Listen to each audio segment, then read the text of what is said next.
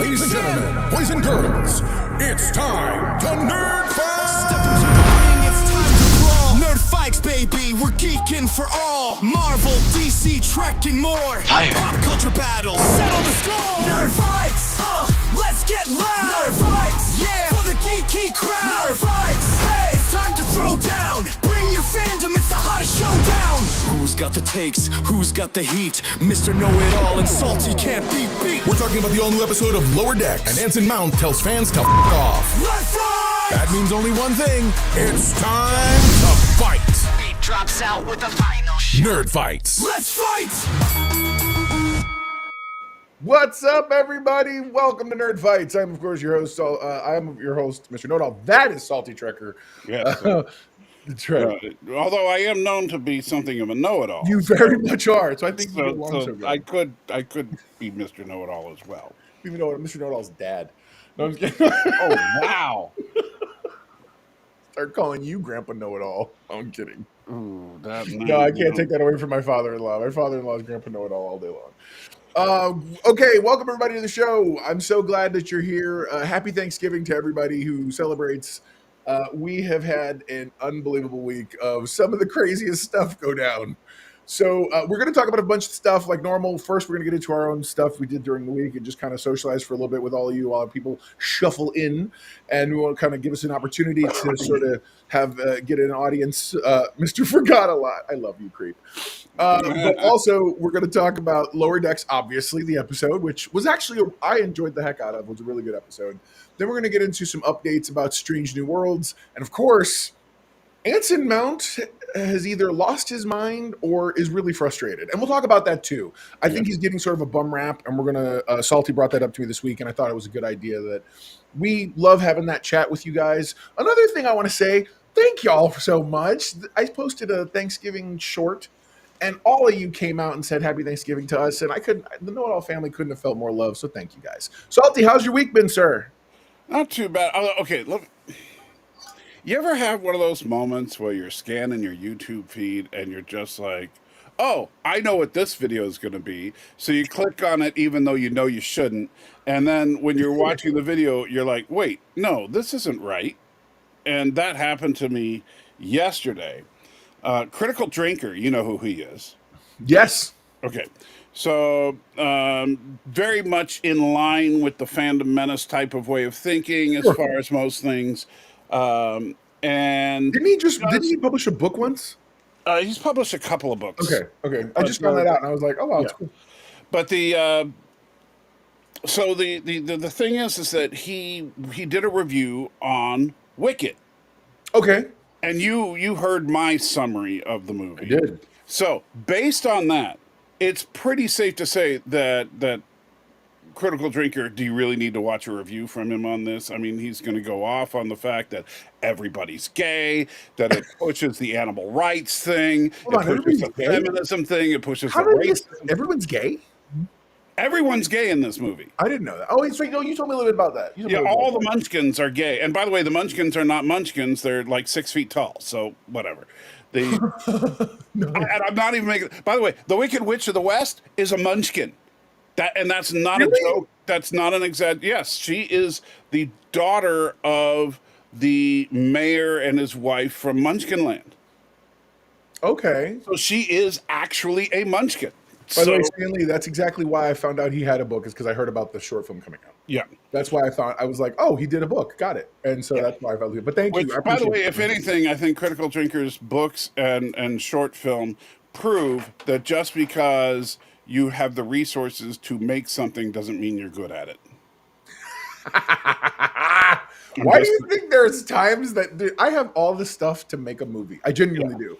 And I have not endeavored to fully dive into that yet because I'm with you. I don't necessarily know that I should. So I know my wheelhouse is writing. Same. And so while I can envision some things I would love to do, I'm not an experienced director, so I wouldn't want to. Yeah, no, I'm with you. Do that without. I've done film and TV, but at the same time, I was a producer, not as a producer and a writer, not as a director. So I wouldn't. Right. I'm gonna say the most ignorant thing I could say. I mean, how hard could it be? Right. So, Benny. all this being said, so it was pretty much. I mean, when I saw the Critical Drinker was reviewing it, I was like, okay, he's just going to go off on this mess, right?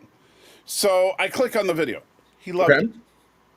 He liked it. He the whole, he's like, oh yeah, this is good stuff, and I like it's a prequel to the Wizard of Oz, and it's really well done, and blah blah blah blah. And I'm like, Really? yeah, exactly. I don't know why. No. I mean, hey, that's awesome. I don't know why my immediate assumption would have been. I know exactly why, because what we just talked about would have been that he would hate it. Well, Eddie would hate me now. And by the way, just to make sure I qualify what I said earlier, yes, all these things that I mentioned are I think are kind of detractors to the film. But the overall the Ariana Grande as absolutely wonderful as Glinda, and I'm sorry, as who? Galinda. Yeah. She does change her name to Glinda by the end. Okay, cool. Okay. Yeah, I had heard about that little, and maybe that's a thing from the original play or something. I assume it's from the play. I don't know. Yeah. By the way, apparently, and I didn't know because I know Critical Drinker has seen the stage play. I have not. I didn't know that. Yeah, and he said that this movie is 2 hours and 40 minutes long, making it longer than the stage play, and it only covers the story beats up to intermission. So it is really the only the first half. Wow. Okay. And so based on that, why is he praising this movie? He hates the Hobbit franchise exactly for that, and even mentions he compares it to the Hobbit franchise for that. Look, I understand that the vast majority of the people on like in groups like the Fandom Menace, I don't want to just pick on them because there's a lot of other people that do the same thing. Right. Want to paint with a pretty broad, wide brush. Sure. That doesn't mean some of them can't have nuance. I understand that, but you're right. I would never have assumed. Yeah, my problem isn't that Critical Drinker liked it. My problem is that he's so inconsistent with what he says is good or bad. Because how many times, and don't get me wrong, Critical Drinker is very entertaining. He's funny. He's good at writing his scripts. He really is. Sure. But how many times has he gone off on various movies, TV shows, etc., because they have the message, as he calls it? Sure. Right? Sure. That's all. This movie has the message interwoven through every scene of the freaking movie. You know, it's so funny. You said that when we talked, and I thought to myself, and I think I said it to you, everybody wants to say this is a prequel to, and obviously there's nothing official because the copyright's long gone. We could all write anything we wanted to about Wizard of Oz. Right. But most people do lean on this play as being a definitive prequel. Like, yes. I was shocked so after we talked, I looked it up and I was like, no, this is how apparently the Wizard of Oz community does believe this, or not believe, but considers this some form of canonical prequel. Which is my biggest problem with this. I told you about this because my biggest problem is that if this is the actual prequel to the Wizard of Oz, right, that means that when Dorothy accidentally dropped a house on the Witch of the East and all the Munchkins were celebrating, at the beginning of the Wizard of Oz, sure, she dropped a house on a disabled, wheelchair-bound little girl. Oh. And then stole her shoes to boot, so it's like rough. Yeah, because it turns out, you find out that Athaba, or however you say her name, and Elphaba. The answer no. Stanley, the answer is no. She was always called the Wicked Witch of the West, or East or West or whatever. Yeah, and originally she was just called the Wicked Witch of the West. Before you get too far, I want to try to answer this question really quickly because I feel like I might be able to give it a short. Go ahead. What even is the message? By the way, I have not been as steeped as Salty has been in that culture for years that he was in it.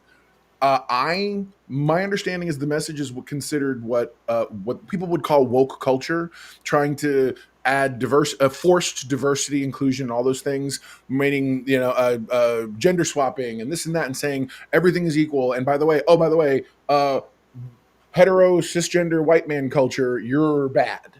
Right. On top, all those things wrapped together become this conglomeration that is the message. And you also have to accentuate feminism in the message. Right. Again, I don't look, I've never even thought about that. I do know that my best friend, he does often say, he's like, but does it have the message? And I'm like, bro, stop it. Which always tells me, I've always told him, I was like, dude, you're your fandom menace is showing. Yeah. It's And like- Arabic, why is there no Witch of the South? That's a good question. That I've always. I think the Witch of the South does appear in the books. I think she does actually in the book, but I think she's like Glinda. I think she's considered quote unquote a good. Right. The North and South witches are good. The East and West witches are evil. They're the ones that are slightly. Yeah. But the and now I think, and I don't know because I haven't seen the stage play. Your wife may know this, but I get the feeling that Michelle Yeoh's character is the Witch of the South. Oh wow! I hadn't even thought about that. So, but I don't know. They never call her the Witch of the South, but they also never call Galinda the Witch of the North. So No, it's true. She was just the good witch. Yeah. Glinda, the good witch. yeah. With her very syrupy voice she had back then. Right. Well, and the thing is that like the way, my problem is that if you want to take this as a serious attempt at doing a prequel to The Wizard of Oz, Okay. then the way they dealt with Galinda, at least in the movie, it tracks for me because Galinda is not evil as much as so self-absorbed and caring about appearances of being good that she may accidentally, ignorantly do bad things. And See, that's the part that always troubled me. Maybe you can shed some light in the trailers and stuff. It looks like a good part of this. Glinda's with the mean girls making fun of Elphaba, but then we see this like later toward the very end of most trailers. They're like holding hands, and one day we'll be together, and blah blah they're blah. forced. Yeah, they're for. It's actually it's the oldest story in the world as far as these types of productions. Galinda is the it girl. She's very popular. She looks perfect. She's pretty. Everybody loves her. No offense. I don't know if I'd. Frankly, I feel like Ariana Grande. Someone needs to do a wellness check on if she's okay, because the girl looks like skinny enough. She to needs to slip eat a through- cheeseburger. Yeah. She looks like she could slip through, jail bars with no issue. Yes. I am concerned for her well-being. Now, Elphaba, on the other hand, has always been mocked, always been picked on, and this is where like the racism angle comes in because of her green skin. So, okay, let's address the racism of it all. I have an issue with them because I did understand the racism issue from the play. Yes. And I feel like you get away with that just fine because of how the plays have always traditionally been depicted.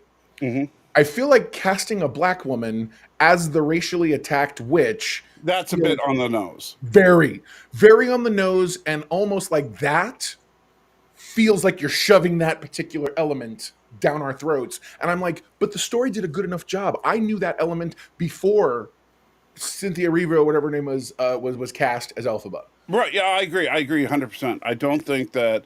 I think her casting was stunt casting. I think Ariana Grande was perfectly cast. To be honest. Really? Oh yeah, she was so good. Right on. But which surprised me because I've never seen her act before. And Thomas Potts coming in with the green skinned people are evil. I don't know. Ask William Shatner. He's all about the Wizard of Oz. William Shatner posted on X that he heard Oz has hot green chicks. I like that.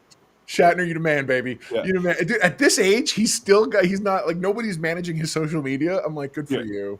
But the so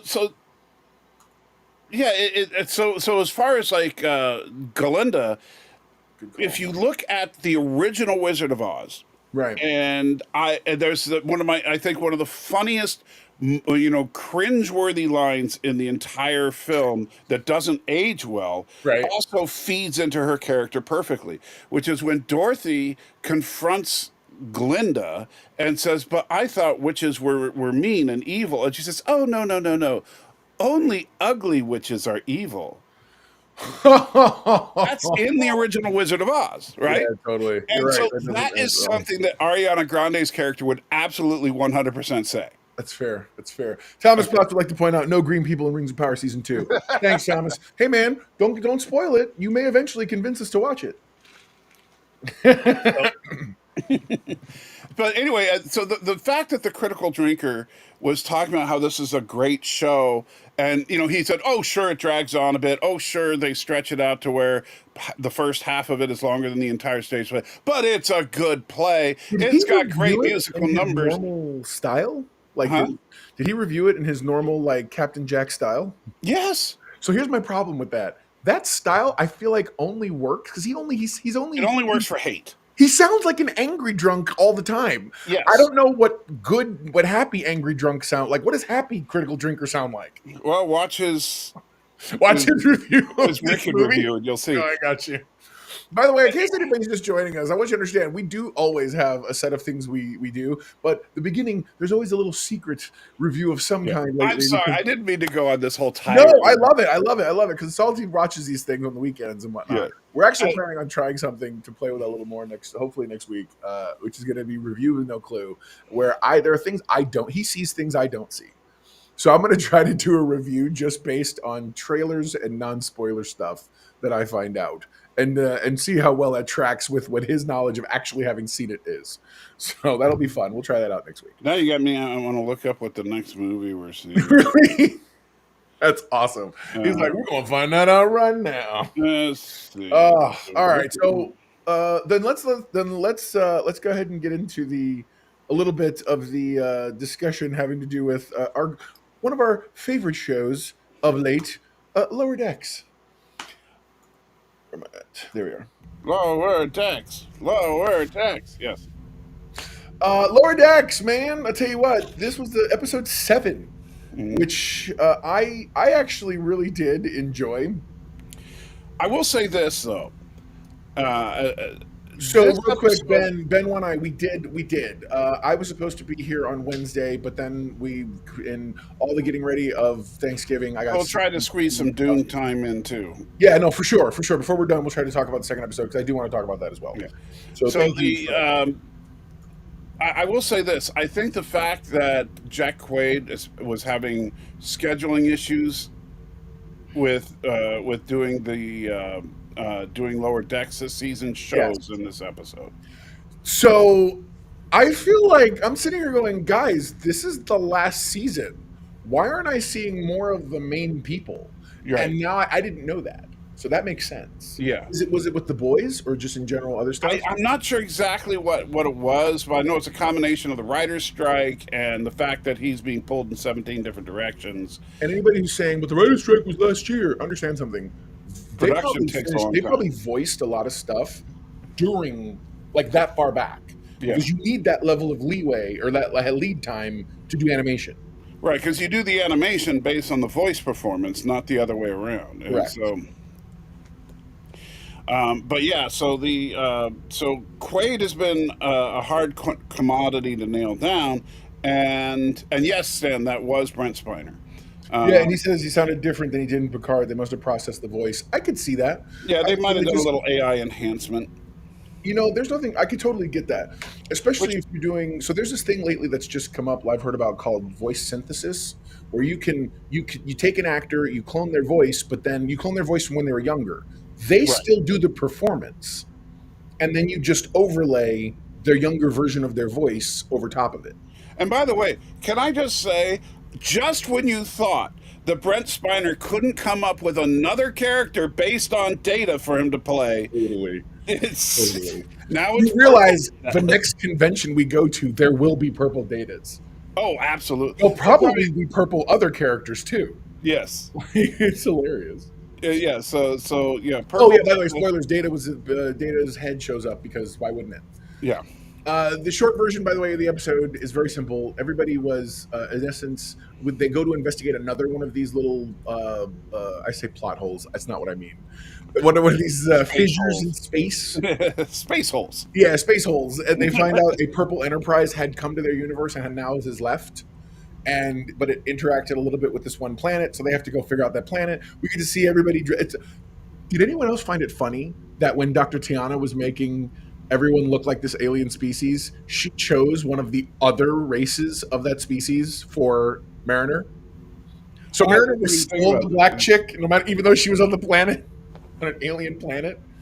Like the other two characters, Tillin and what's her face, the Saitendi, were the darker orange version, Right. and Mariner was the lighter yellowish orange version. That's funny. I did not notice that. I looked over at Baby Know It All because she did watch it with me, and I said, "What?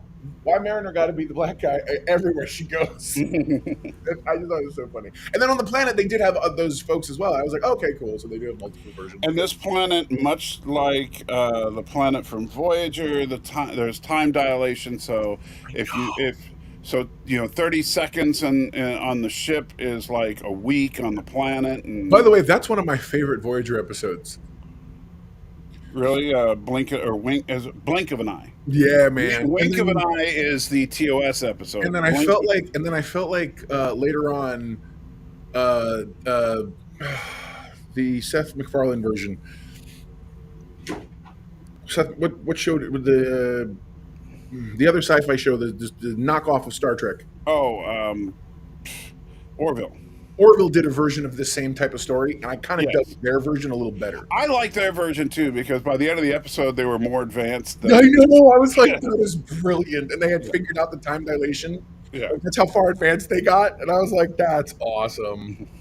Oh, yeah. Dinner Bells here says, so he's played Data, Lore, Sung, OG Sung, Augmented Ancestor, B4, whoever he was in that synth community in Picard.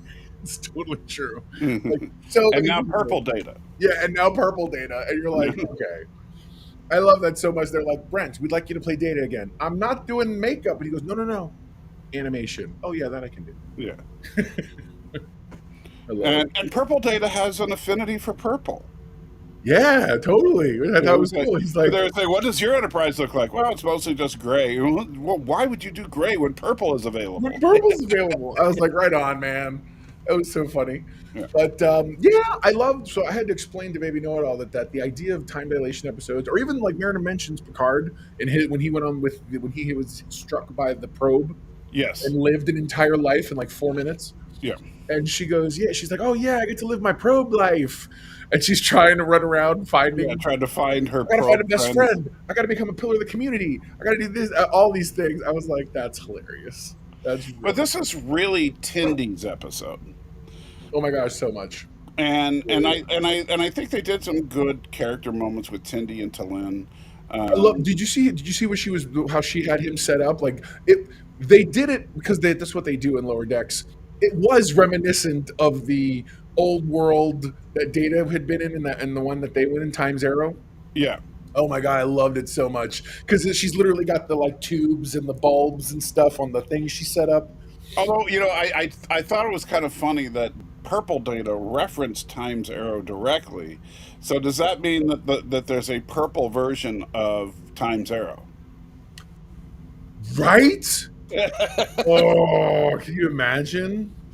Ben One Eye says Spiner played 3 different songs. You're absolutely correct. Right. He played Dr. Sung, old Dr. Sung. He played young Dr. Sung. But now he's played 4 different Datas. And then he played Alton Sung. And then and then in Enterprise, he played another Sung. Right, that's the Augment song. Okay. Yeah, see, I'm saying I know some stuff from Enterprise. I didn't watch it all, but I know some stuff from Enterprise.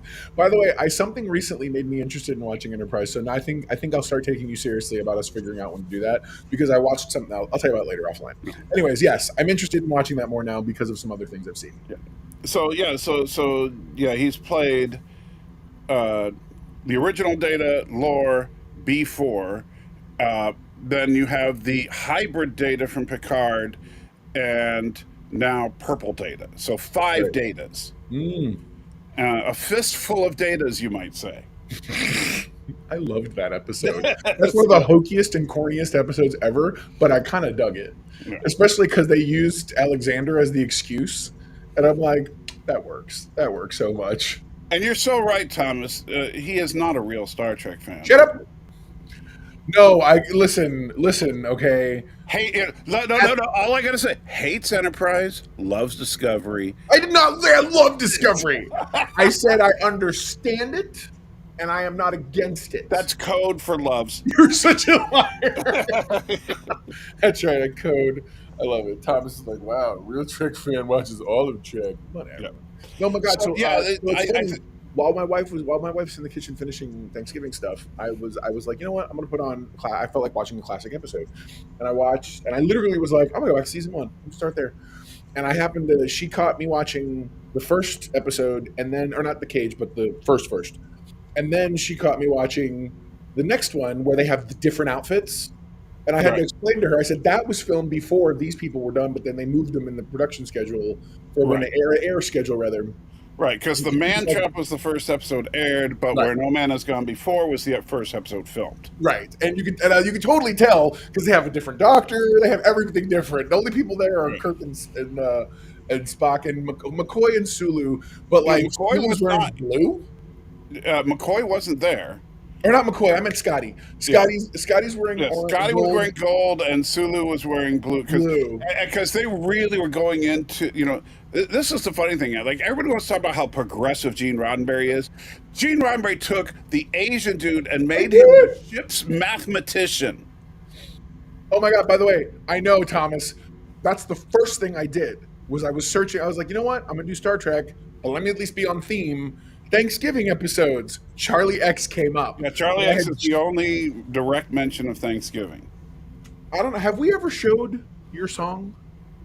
It's on your video. It's on your channel, isn't it? I think so. Because all I could think of watching that was my song. That's it. Like, there he goes, wanting sex again. There's Charlie. Yeah, Charlie was just a horny kid. It's so great. If you haven't seen Salty's song, check it out. I think right now it's still over on the Exposed channel, but eventually we're going to move it. I have it downloaded, and we're going to move it over to the Nerd Fight or Salty Plus channel. Oh, Charlie X. Yeah. That's really fun. Do you need to remaster that, by the way? I'm telling you. I haven't been able to figure out how to duplicate that style though. No, you have to. You go to your song and just remaster. Oh, okay. You go to the three dots. And one of the options near where download wave and everything else is remaster. And no, Charlie X is not non-binary. However, the Salt Monster is. I'll go with that. Yes. Yeah, the Salt Monster. That's as far as I got. Is the Salt Monster? Yeah, the Salt Monster is definitely non-binary. I do love that episode. And Kirk is a true transsexual. If you watch the last episode of the original series, I hate you so much. He is literally a man trapped in a woman's body in that episode. Oh my God! And isn't it one like they allow that actress to play her Shatnerisms, but and Shatner plays a woman so hilariously. Like when he's sitting in his corner going, "Oh my gosh, I just can't believe all this," Yeah, totally. I was like, "That's awesome." Oh my God! Yeah, no, they did a good job with that. Yeah. But yeah, so Shatner is a transsexual. So it's kind of interesting. The TOS started with a non-binary character because Janita T. Kirk. But don't think about it. TOS starts with a non-binary character with the salt vampire, and TOS finishes with the captain of the Enterprise being transgender. There was always a the message. The message, yes. Kidding. Oh my God. All right. Well, so what did you? Anything else that you liked about the episode? I thought this was a good episode. I'm still curious to where all these subspace things are coming from, because unlike last season, do you think they'll give us? Do you think they'll treat us and give us one of the alternate universes in the last episode will be a live action? I really hope so. Wouldn't that be amazing? I would love to see them. I mean, granted, that would be an expensive thing. But even just on screen, like remember how they did the Riker and the Borg universe and that one. Why am I looking at a super close up of your face all of a sudden? Oh, because my heater, I bumped it. Hold on. Did we suddenly go full TOS? You get the Dutch angle? He's like you're this weird. Yeah, don't make me break up. Oh, Stanley goes Dame T. Kirk. Yeah. Let's do it. So, yeah, that's awesome. I would love to see them do a live-action version. The problem is that really... Creep, I've heard that Salty considers Gene Roddenberry, early Gene Roddenberry especially, to be one of his role models.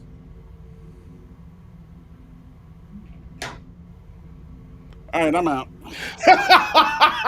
That's all it took. He's like, and I'm gone. Yeah. Oh my God. Dinner Ball says you get in the Dutch angle with zoom in and enhance. Yes. Yes, exactly what it was. Oh my God. So where do you think they're going with all this?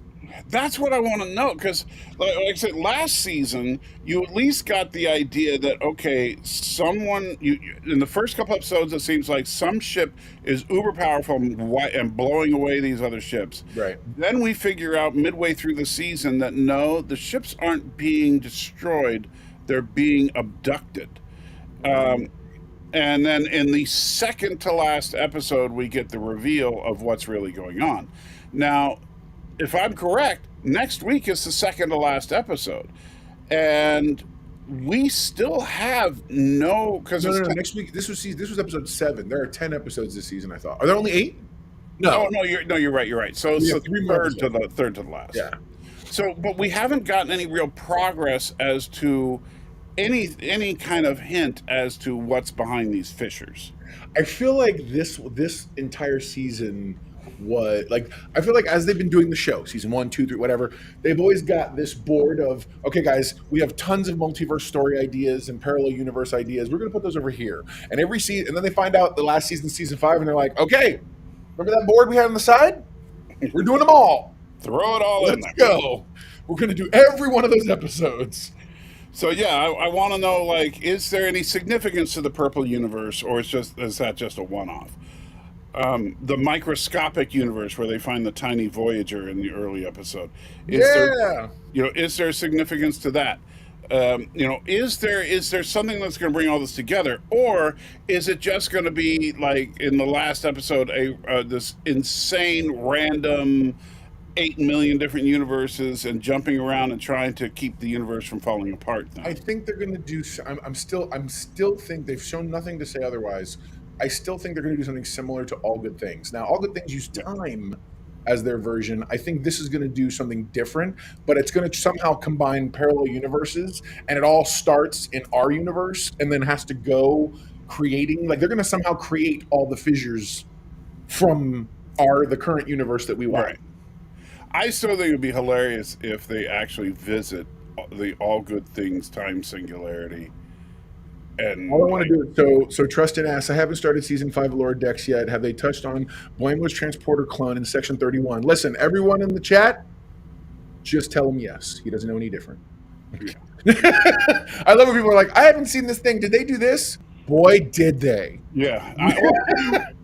Okay, so first of all, we find out the section, the Cerritos is a section 31 ship. Mike Case says we're going to get insane level of cameos, and I totally agree. Please continue, sir. I think that he'll be surprised to find out that the Cerritos is a section 31 ship. That was a big. Did you spoil that for him? I know. I'm sorry, but the really weird thing though to me is the fact that Boimler is actually a Cardassian. I had no idea that he could hide all that adjusted surgery. Yeah. And a member of the Obsidian Order on top of that. I mean, come on. Just throwing all the organizations on top. He's, because it turns out, of course, Talin is a Romulan. That's right. And she's part of the Tal Shiar. And in fact, she's actually part of what do they call the Vat Mash or the Vashtinarada. No, that's Doctor Who. Dang it. Whatever they're called, the super secret guys. Yeah, the super secret part of That's right. Tom is coming in with the good questions. We still haven't seen Kim. Yeah. Harry Kim. Yeah, that's true. We haven't. They promoted the season on the back of that scene. Yeah. Well, I did like that meme you sent me. Or it's what did Harry Kim say after he got his promotion? Computer and program. And it shows Data laughing. That's awesome. Yeah. Oh my god, I could see them. Okay. Maybe Kim is actually the thing causing that holds it all together. Yeah. What if he's been What if Ensign Kim has been looking for a parallel universe where he finally got a promotion? And somehow that desire has caused all these fissures and holes and stuff. If I accidentally get this right, I'm gonna freak out. I was thinking, what if Ensign Kim getting promoted to lieutenant is what causes the problem? Like it breaks everything. Yeah. because the universe has to have an Ensign Kim. He's like their what do they call it in Marvel? Anchor person. Yeah, he's their anchor character. But so as soon as he gets promoted from Ensign, the entire universe starts unraveling. Yeah, Everything goes bad. yeah. Awesome. So yeah, I think Kim might be a big part of it. Quick update on the Tawny Newsome stuff and the new show she's been writing. Oh, I haven't heard anything. So most recently, she said that she was being interviewed and asked about it, and she said, look, they've had us. We've written a lot, and every time we turn stuff in, they tell us, okay, go keep writing. So she's like, until we are told otherwise, we're just continuing to write stuff and keep moving forward. They haven't actually moved into quote unquote pre-production. I think they're waiting till whatever. So chances are they're in development, is what. Yeah, but they're like they're writing. Like they haven't been told to stop. They're going. That is, aside from Lower Decks, that is her full-time job, is writing this other show. Yeah. Well, not anymore because Lower Decks is obviously over. But anyway, yeah. I'm excited to see what they do with that, though. What did you? Any final thoughts about the season? Where you think it's ultimately going to end up going? I don't know. I think that Ensign Kim is a big part of it, but I genuinely don't know where they're going. I think, like you were mentioning the live action thing, that could be the platform to jump off to the Tawny Newsome series. It's true. If they're smart, that would be a good way to spin it off. I would love to see her come up. God, Tristan says Kim's promotion breaking the universe makes as much sense as the burn from Discovery. Sadly, it makes more sense than the burn from Discovery. Yeah, no, listen, I may understand the show more. The burn was still the dumbest thing ever because you want to go. He loves Discovery. Don't get him wrong. But didn't they just address that in Star Trek: The Next Generation with that whole warp thing back in season 7? Or do we ignore that now? They ignored it just a couple episodes later. Literally, they're like, I think the most they said was we got special permission to bypass the to speed, the no wake zones, if you will. to speed. Oh my god! All right, so there had to be a logical question though. At some point, you have to sit here and go, okay, how much can you warp space before you break it? Oh, Mike Case coming in with the prediction. Crazy prediction. The battle in the opening, that's the preview from the finale. I would love that. Dude, like the whole universe is collapsing and all these super beings had to be called in. That's awesome. But I'm sorry, looking at that battle, V'ger wins. Oh my god, so much. Yeah. The whole arc of Tom getting demoted and re-promoted in like a year while Harry is snubbed. So true. Oh my god, I love that so much. Oh my god. All right, so that's our lower decks talk, if you will. Yes. So do you want to shift over? You want to shift over to our good buddy Anson and let's Anson. Okay, so first of all, before we look at the actual things said, okay. Just if you search YouTube, like you just search YouTube, Anson Mount goes off, you will find dozens of videos. Search YouTube, Anson. I love that. Anson Mount goes off. Yeah, you will find dozens of woke actor meltdown. Yeah. Is he okay? He's lost his mind. I saw all of these things firsthand because I follow the man. Yeah. I follow him. So and everybody said, oh, he tells the fans to F off, right? Mm-hmm. So that's where this started. That's what, because I was not following Anson Mount on X. I am now, so I can kind of keep track. Because I'll tell you, after meeting Anson Mount, while not as incredibly gracious as Ethan Peck, he was a really nice guy. So what did I said this to you offline. Anson Mount, I realized, is an actor, which real quick, everyone goes, oh my god. But what I mean is, there are Star Trek actors who are like Jonathan Frakes is very steeped in Trek lore, and he's very part of the culture. Will Wheaton, same. Even Ethan Peck is becoming that now. I feel like Anson Mount is very much, hey, I love what I do. I love the character of Pike, but at the end of the day, I'm an actor. I read the lines they pay me to He also loves his pottery.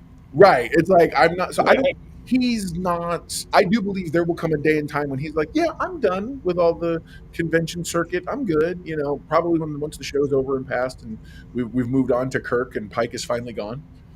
I feel like that's going to be the end. That's going to be when he'll finally be like, I'm good, like Right. Scott Bakula has done. You know, Scott Bakula has placed his price tag and nobody's met it, and it's okay. But he's like, I'll do conventions. You got to pay me $1 million. So I feel like Anson Mount will get there someday. He's just an actor who loves to be this character, but unlike everybody else who's like, I'm all about Star Trek. He's like, I'm an actor first. Well, it's have you ever seen the wonderful footage from when William Shatner hosted Saturday Night Live Yes, I love it. and the Get a Life thing? Love it. You know, and so when he says, "You guys have turned something I did as a lark, you know, for 3 years and turned it into a colossal waste of time," right? So to him, he was like, "Hey, this is my job." You know, and your guys are obsessing over it. Yeah.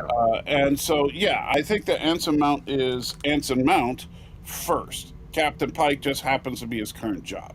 Right. I agree. And now he's good at it. I like him as Captain Pike. I don't want him to go anywhere until his arc is done. And when that happens, and I actually, something I talked to Ethan Peck about, I said, are you ready for a TOS reboot with you as Spock? And what did he say? He said, I'm down with that. Yeah, he did. Oh, I love Ethan Peck so much. Mrs. Know-It-All lost it. As we're walking, I think I said this before on the show, but I'm going to say it again. We're walking through where they sign the little like alley area where they go between doing stage stuff. Yeah. And we're approaching where Ethan Peck is. And she goes, Johnny, keep walking. And I'm like, okay, why? I thought she's like, no. She started like getting hyperventilated. Like she was like, I can't. Give me a minute. And she goes, we got to go outside.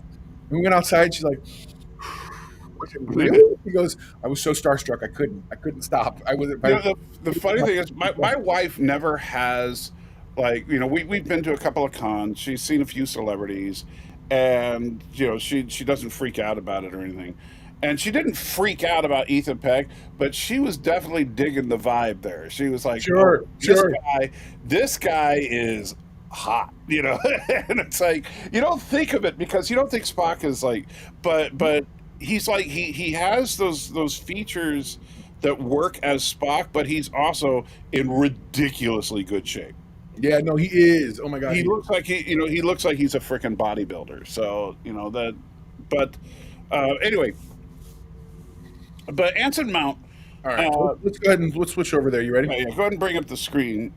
So this is Anson Mount's Twitter feed, and I have it set to where now what you see right up here at the top is this person basically posted a thing saying, "Memo to Hollywood: Stop alienating half your audience." Sure.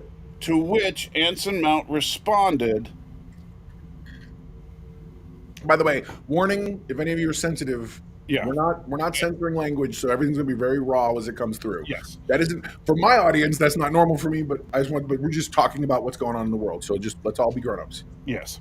So Anson Mount basically told the guy to F off. Now, do I think that this is the best response? Creep? You think it was? No. Creep sent a message. Creep commented. He said, Yeah, Brokeback Mountain thing. Did he have a nice butt, Salty? And the answer is yes, he did. And Salty didn't answer. I actually didn't notice his butt. You'd had a maybe you could ask my wife. Maybe she noticed. I did not. All I heard about was that. Go on. I'm sorry. Go on. We're talking very seriously. I was just blown away by how nice the guy was, you know, and humble, so humble. Which you don't. It's funny because you don't think actors generally aren't humble people. No, not really, not at all. Yeah, but he absolutely was. But anyway, so Anson Mount's response to this Kyle Hunter was F off. Now, was Kyle Hunter's message specifically to Anson Mount? No, it was basically just attacking Hollywood. The whole of Anson Mount has told the internet to F off. And I was like, what? No, he told this guy to F off. He told Kyle. He didn't say to all fans F off. Right. And so he is not Shatner in that Saturday Night Live bit. Yeah. He's not going off on everybody. Right.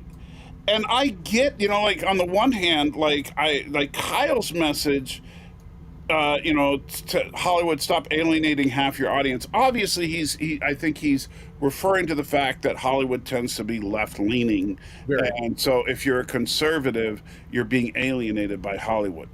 Now, I get that, I do too. I get the mentality. I understand. Yeah, I do, and I truly do understand that, because that's something that frustrates me from time to time. Like, I watch a movie like Wicked, and I'm like rolling my eyes by the end of it because of all the overt messaging in the movie. Um, and the messaging in these movies is invariably liberal. Uh, but Hollywood has been that way for freaking ever. And at least since, like, I would say the 1970s. And Agreed. and the funny thing is that I'm sure that Kyle Hunter thinks that Terminator is a great movie. And by the way, Terminator, woke film. Completely woke film. No. Every man in the Terminator is incompetent, evil, or dead by the end of the film. Is he one of the people who've been posting about all Trump voters being morons? I don't think it was No, that. that's what's his name played, Tim Russ. Yeah, Tim Russ. Tim Russ has been very, very outspoken. Yeah. Now, Anson Mount is clearly a liberal and leftist in his, like, if you look at some of his other postings, sure, he is. He's. But you know what? So's everybody in freaking Hollywood. Agreed. I don't care about Anson Mount's personal political beliefs. Not at all. You know, and the fact that he happens to, you know, I'm sure he voted for Harris. I'm sure that, you know, and I'm sure that he supports the Democratic Party more than the Republicans. But well, my view, and I told you this when we talked. Anson, when I read Anson Mount's stuff and I started going through them, it reads like a person, a man who is frustrated. Right. Frustrated because whatever, because of his politics, because of his view, because of how much he gets attacked by being part of the Hollywood machine, whatever. Right. And at the end of the day, it did not come across as people are trying. He didn't sound sanctimonious. He didn't sound like he was trying to be offensive. I've heard a lot of other pundits out there who are like, "There goes Hollywood being blah blah blah," and they want to lump Anson with all the other, with like the likes of the guy who plays the Hulk or whatever. You know what I mean? I can't remember his name right because he's not that Mark important. Ruffalo. Mark Ruffalo, Mark Ruffalo's a whack job. I don't care what your politics are. Mark Ruffalo just goes upset. But I like him as Bruce Banner. I love him as Bruce Banner. Yeah. Okay, and so that's all their whole thing. And it's one of those things where I'm like, okay, but he's not like that. He's just frustrated, and I respect that. He's such a, like, when you watch him do his pottery stuff, just for as an example, he's a guy. Like, his garage could be my garage. He's not sitting here being overly hoity-toity Hollywood. He's just a guy who keeps getting attacked for one or two things that he's frustrated. It sounded like frustration. I'm sorry. That's what I'm boiling it down. Yeah. And by the way, I want to point out, so Creep mentions that the psychologist survives in Terminator. Yeah, you mean the incompetent psychologist that was there for nothing more than, to be a joke? That guy? Stanley says, I just mean that's where the alienating half your audience comment comes from, all the Hollywood people insulting all the Trump voters. I agree. Yes. I do agree with that. Absolutely. The funny thing is that I think that Kyle just hit a nerve with Anson. Yeah, my wife and I talk about it. You just get hit the wrong way, the wrong day, the wrong time. Someone says the thing, my daughter leaves one dish in the wrong place in the sink, and then we're like, what's going on? And it's just right. Think about it, like, sometimes when Alex Bogey comes on or Darren Wagner and just pushes me one step too far. And I go off. Does that mean I hate the guy? No. It just means sometimes you just hit me the wrong way, and it's going to set me off. Agreed. Now, then Anson, trying to recover his sense of humor, says that he lost 6,000 followers since the election. Let's keep it going, people. Basically joking that, okay, Republicans are not following him anymore because it sounds like sarcasm again. It's not. I don't see it. I'm not seeing anything mean or vitriolic. I'm seeing someone who has lashed out, and now he's like, you know what? I don't care. Forget you people. You want to get in and be, and I get it. And that's, I've said that too. Is that, look, if you hate me so much that you just why are we having this discussion? Don't watch the channel. If you really hate me that much, don't watch the channel. And you know what happened? A lot of people stopped watching my channel. And he's like, and now I wish I wish I hadn't have said that. But at the same time, I think that it's coming from the same kind of place. It's like, hey, you know what? If you really hate me, then unfollow me. Yeah. What are you gonna do? Yeah. Now this is interesting. Well, okay, go ahead. Go ahead. So this is a post that was put up here, but the account was suspended. That is Now, interesting. yeah, if you know anything about Elon Musk, it is hard to get your account suspended on Twitter nowadays. Agreed. So I don't know what the guy did that actually got him suspended. However, fortunately, if you let's look up.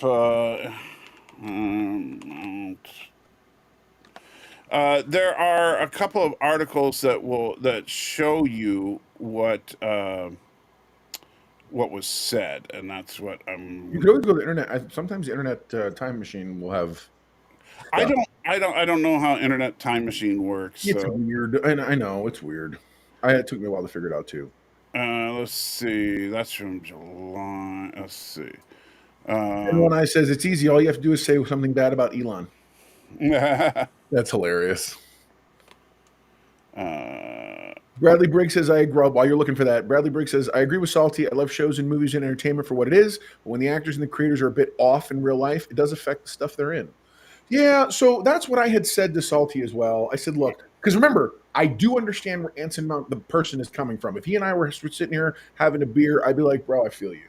But you work in a high-profile franchise with a rabid fan base. Right. So you are no longer allowed to be like that. You have to be more circumspect. Why? Because exactly what Bradley just said. It absolutely can affect potentially things. You know, if suddenly you go to conventions, now all of a sudden you might get more backlash in person.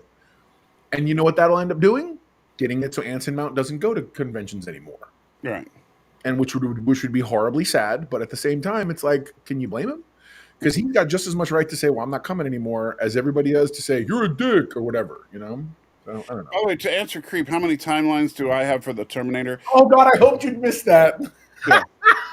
No, it's a simple answer. Terminator has a new timeline for every movie. Oh my God, yeah, we talked about that, didn't we? Every Terminator movie changes history, and so there's a different timeline for every Terminator film. Yeah. But anyway, okay, so now I remember what happened. So this guy that's account was suspended, Right. basically posted, and this was a comment he posted directly at Anson Mount, saying that he should go to Blue Sky along with all the other leftists. Right. That they should basically leave Twitter. Right. And so this is the tweet that got the most flack from the Fandom Menace types from Anson Mount. Now, keep in mind, do you think Anson Mount is being serious in this tweet, or do you think it's just some humor?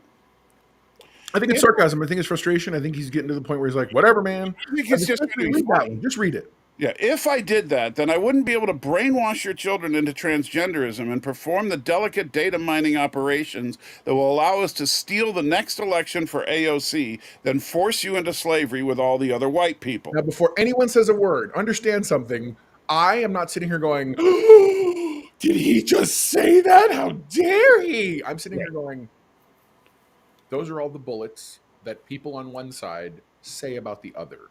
Yes. Mount is he's in frustrated defensive mode. This whole thing makes sense. I don't agree with it, and I think the man needs to recognize he's in Star Trek and take a pause, even though everyone wants to believe suddenly that Star Trek is ultimately this super liberal show. And I'm just like, look, calm down. Let's all take a breath. Right. Everybody needs to just relax. This whole thing escalated faster, and it's like now it's just being fed by the rage bait folks out there who are like, "Oh, Anson Mount squaring up against the fandom," and I'm like, no. Yeah, and I saw what's her face from Miss Forgettable from the Acolyte. She square up against the fandom. Right. She squared up. Square up. I just made up a past tense version. Score is past tense of square. Yeah, square is for square. She squared up against the fandom. That's real. Yeah. This is just a frustrated human being. But you again want to go, Anson, chill out, bro. Yeah. Get it. I get you're mad. Calm down. But the thing is that, so basically, if somebody is saying, you should. Oh my God, I love you, Stan. Stanley said it best. Sarcasm does not translate to text. It doesn't. Brother, However, you are and so right. that's the funny thing about this is that people that take this seriously, I will say this: I do not, like you, I don't agree with what he posted here, but I clearly see this as being a joke. It's not a very good joke, but I see that it is a joke. I see that he's basically trying to throw their own talking points back at them as if that's what they're actually trying to do. Right. Which, I don't think that Anson Mount is trying to brainwash children into transgender. Oh God, no, of course not. Hold on. I will say I think it's interesting. He pointed out they're trying to get AOC. No, I'm kidding. Like people are like, Hilarious if AOC. I saw that. I saw that recently. Someone was like, "Look, this proves that the left is." I'm like, dude, are you kidding me? The man threw that out there as to be sarcastic, and you're literally falling into the pit. Stop it. Now, and the thing, and what really got me thinking about this, and the reason that I contacted Mr. Know-It-All about we should talk about this, is there was a stream recently by the Salty Nerds podcast where they had Kadish and Vader on there, along with Odin, if you don't know him, big part of the Phantom Menace crew. And then, oh gosh, one other guy I'm forgetting. I apologize to that person. It's not intentional. And Nerdrotic was also there. Sure. And they were all just... Because you got to get the big guns. Yeah. And they were all just going off on Anson Mount like, oh, I can't believe, even if this is a joke, I can't believe that he would even mention this kind of thing. And it's like, wait. Aren't you the same group of people that was defending James Gunn coming back to the MCU when he was let go for what? Offensive tweets that were jokes. See, but that's a different thing. It's not. But I'm saying that's their viewpoint. It's like, why? Because the thing is, because they can't support the fact that rage sells for them, and that's fine. Right. Look, you want to find everybody has to find their niche. You guys found yours in the lowest common denominator. I'm down. Fine. Dope. My feeling is I think we all can be bigger than this. I think we all can be better than this, especially when you're centered around Star Trek. Like that's a literal, Star Trek is all about accepting people. It's also all about dialogue. Right. It's about talking, not cussing people out and losing your witness and going, raising Cain on people. Now, I think there are definitely some Star Trek actors that have gone off the deep end of the liberal, jelly or the liberal Kool-Aid, right? And Tim Russ, obviously one of them. Marina Sirtis, obviously one of them. Anson Mount, maybe. I haven't looked at enough of his tweets to really know, but, maybe he's heading in that direction. But you know what? They're all that doesn't mean that just because Marina Sirtis is Batwoman crazy doesn't mean I'm never going to watch TNG. Just because Tim Russ is straight up offensive. Tim Russ has just been vile lately, and I love you. If you're anything right of center, or you happen to be a Christian, which, by the way, sight unseen. He doesn't even care. It's just like, oh, you identify as this? Well, clearly you are, and here's all the stereotypes. And you're like, what? Yeah, Tim Russ will sit there and say, oh, Christians are all bigots and homophobes. The least Vulcan guy ever. Yeah, he really is. And so... Infinite diversity and infinite combinations, unless it's these. Then it's not. Then it's like kind of infinite-ish. Is that what we're going with? Yeah. It's infinite minus right. Right, exactly, correct. It's infinite in half. Yeah, for real. Half of it. But you see, the thing is that half of infinity is still infinity. Such wisdom. Yes. But the... So yeah, you look at these people, but does that mean that Voyager sucks? Well, Voyager does kind of suck, but it's not because Tim Russ is it's not because of Tim Russ or Jerry Ryan or anything. Okay, it's because Harry Kim never got promoted. Yeah, that's really what. I mean, I do think that Paris and Janeway screwing and having lizard babies. Okay, first off, Paris and Janeway, lizard people, not. They were still Paris and Janeway. And we don't know, as far as Janeway is concerned, how far along in the transformation process she was. Ew. They could have been like partial half, like the creatures from the Black Lagoon type version. Because remember, Janeway seemed to have some knowledge of what was going on. after the fact when she was talking about how the females are the ones that initiate mating among, That's reptiles. right. She's rough, Which, man. I don't know if All I that's know is this. true, but Anybody who worries about Janeway getting around, trust me, Kirk got around. We're good. yeah, but Kirk might have done green women. But I He don't might think have ever, done the green I- women, whatever. but I can't. I don't think Kirk ever screwed a Gorn. You know, see, he didn't like stick his junk into the Horta. No, for or the Mugatu or whatever. Yeah, I got yeah, you. exactly. I got you. He did cross that kind of line. So apparently, Tristan here is all about people manhandling them, Yes. which Kitty's social media brings out the best in all of us. Let's all hug. Well, and that's the sad thing is social media is supposed to be just that. It's supposed to, improve society, but instead it's been such a dividing wedge because people just put out their unfiltered opinions. A long time ago, I realized that social media is giving everyone sort of a weirdly like that dark veil. You know what I'm saying? So all you have is a silhouette, and you can just be Right. like, I'm gonna tell you what I really think," and you're like, whoa, whoa, whoa. Yeah, How there do are times when you shouldn't really say what you really think. Yeah, inside voices, we like to call it around here. And yeah, it's there's a very old saying. It predates most of you guys, but it says if you can't say something nice, don't say anything at all. Agreed. Captain Joller says Kirk had taste, and I agree with you. Kirk did have taste. You did. Apparently, Janeway had taste too, but her taste did not include mammals. Womp womp. And hey, Tuvok, screwed a sex toy in that one episode, so there's that. Bradley Briggs says there were so many times where Janeway almost got around with a guy in Voyager. She would always stop at the last second, remembering, oh right, I'm married, which I thought was hilarious. Yeah, but then her husband left her after, Right, the first time they got communications from Starfleet back, and hers is like, "I'm so happy you're alive.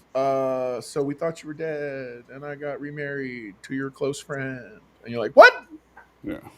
What's going on?" Yeah, Tasha Yar, she did a sex toy as well. That's true. Oh, why would you do it? That's so mean, calling Data a toy. He's far more complicated than that. Okay, he's a Japanese toy. She did kind of get with that Irish hologram guy. I'm done with y'all. Oh my god. She should have screwed Da Vinci in the holodeck. Yeah, yeah. It's like, really, guys, that's what we're doing.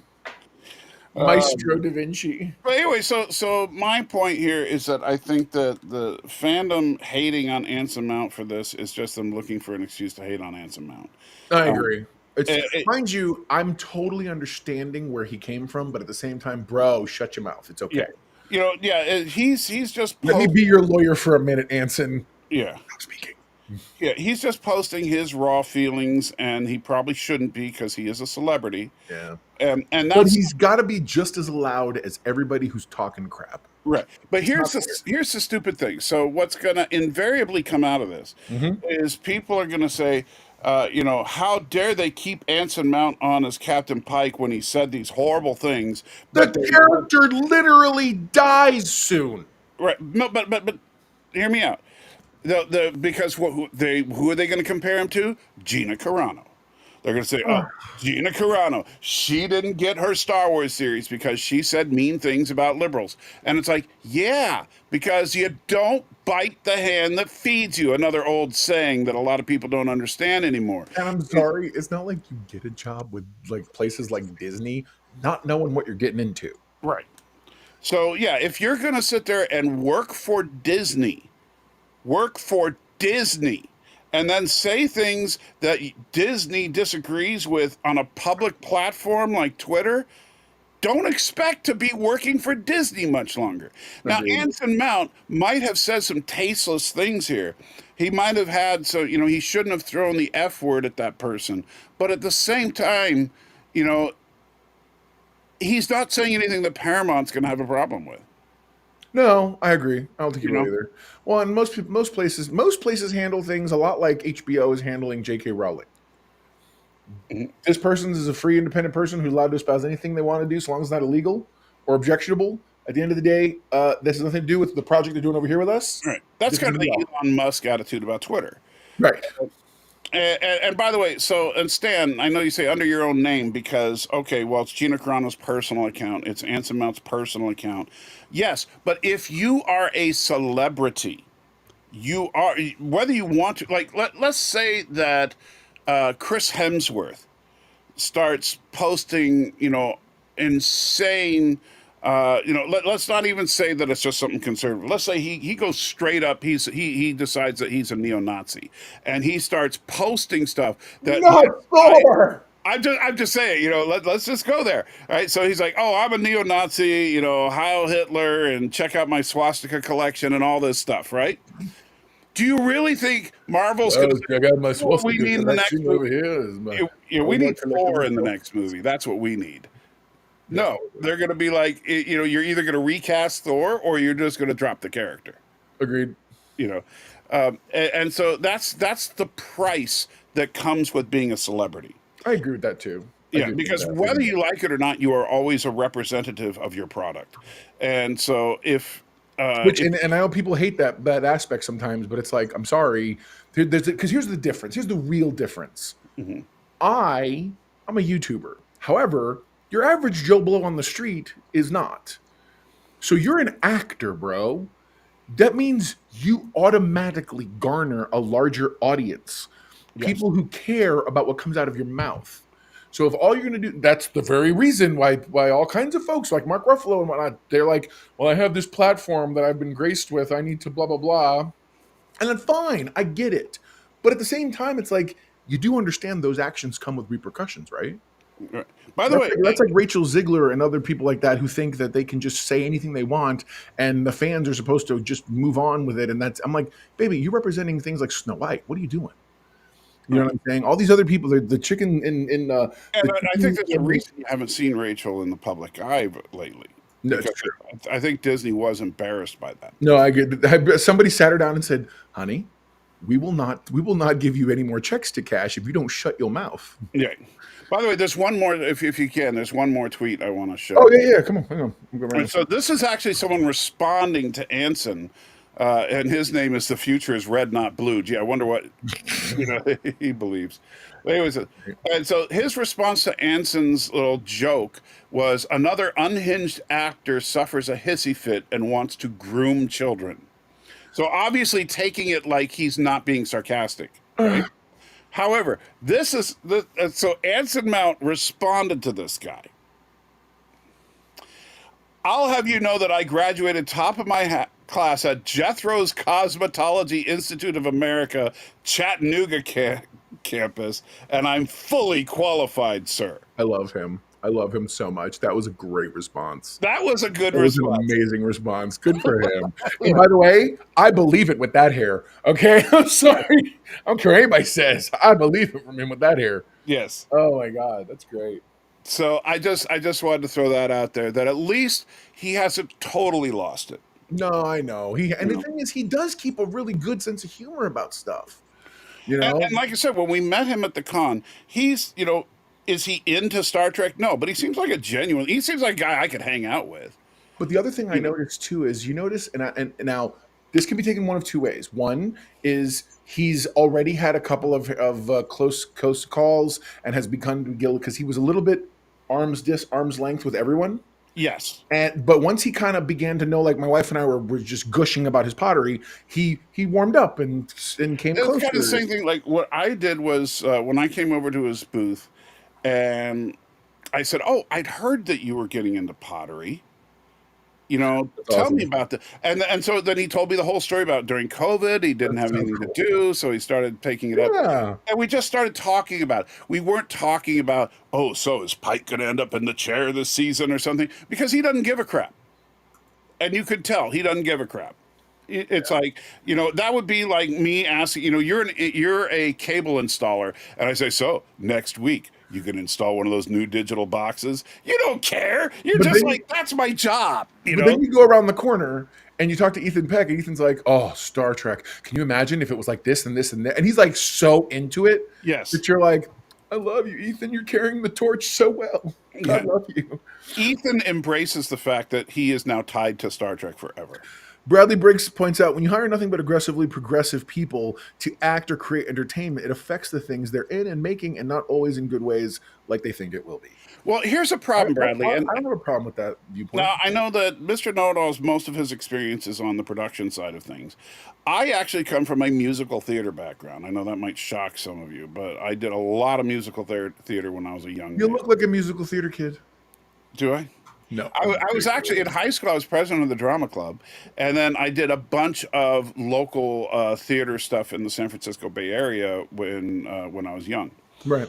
And it's not that Hollywood is seeking out and hiring progressive people.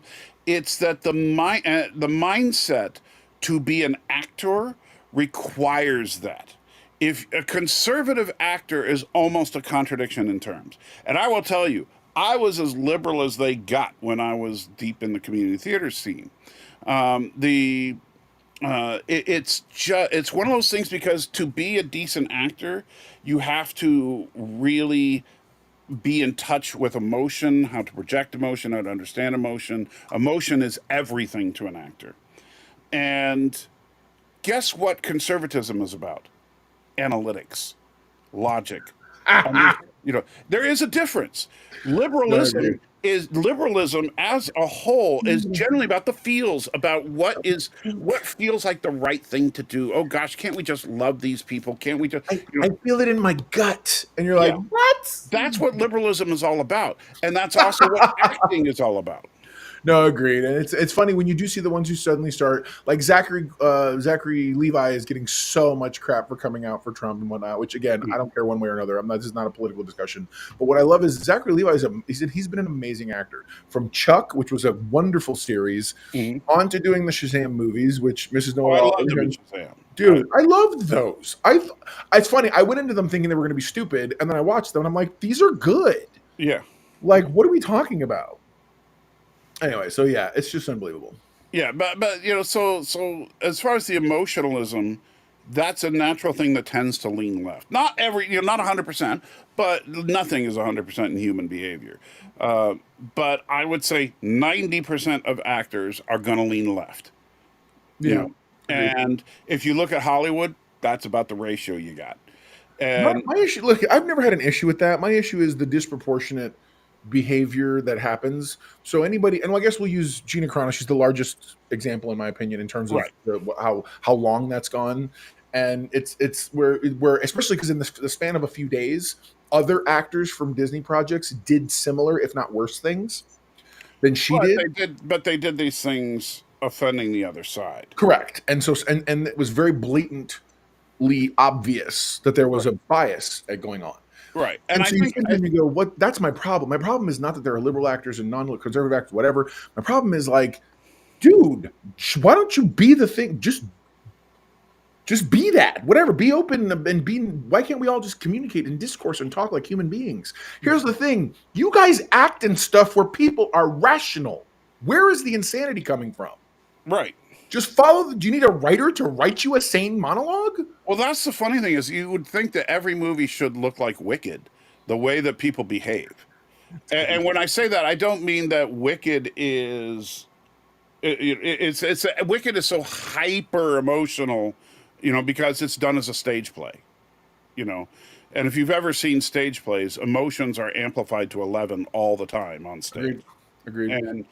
And Wicked Creep asked the question: Is citing on something to get more people to like you an emotion? No, Creep. It's not an emotion. What it is, it's pandering. Meaning, and mind you, what else would you expect from people whose job it is to professionally lie for a living? I'm going to tell you that I am someone else entirely, and I'm going to tell you all these things and blah blah blah, to the point that you kind of lose who you are. And the funny thing is, and I know this is going to sound horrible, but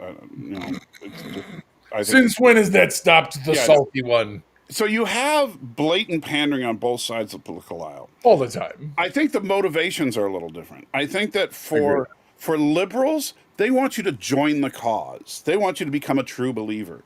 For conservatives, they want to make money. And like, so when you look at people like the Phantom Menace that are basically on the right side of the aisle as far as this type of stuff, guess what? They're doing it for clicks. They're doing it for money. Sure.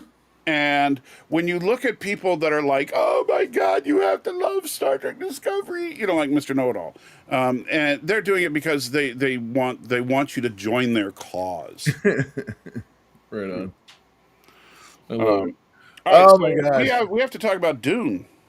We do. Let's get into some Dune. Did you set up a slide for Dune? I do have one. I do have one from the one we did last week. So you didn't? What? Yeah, of course. Ta-da! Told you we had one. Yeah, but it's the same one from last week, so you didn't do anything new. That's because it's the same show. What do you want me to say? You want me to change these to Arrakis screens now? All of a sudden? You should. Shut up! No, get out of here. When we make enough money to hire an intern, I'll totally do that. Okay. Well, interns don't get paid, so we have enough money. That's right. No, totally. My intern's sleeping right here with his new sweater on. It says, "I ate Santa's cookies." Where's yours? Where's your intern? My intern is sitting right here sleeping. See, they sleep with she weighs about 4 pounds. Oh, that little one, they're so cute. Anyway, yeah. So Dune this week, man. I tell you what, I liked where they went. Again, the show keeps hitting really well, and it's doing a really good job. What are some of your thoughts? Well, I not to sound like a broken record, but like I said last week, this is the Acolyte done right. I agree with that. I agree with that 100%. Especially because what are they doing? They're trying to raise up the perfect version of whatever student or they need, or they're through a breeding program, right. Notice they use the word acolyte another few times in episode 2. I just think it's hilarious that the word acolyte keeps coming up in this show more than it did in the show called The Acolyte. Yeah, I noticed that too. Well, no, the Acolyte, the show only ended up using it at the very end when they were trying to justify. I want an acolyte. Correct. Great. An acolyte just means an adherent, right? So it's not really that special a word. But no, yeah, it's just right. It's just an adherent. You're absolutely correct. Yeah. But they loved. So this episode, they are dealing with the aftermath from last week's events, which, if you remember, the child of one of the great houses ended up being, he was murdered by the zealot. We're going to call him the zealot. Yeah.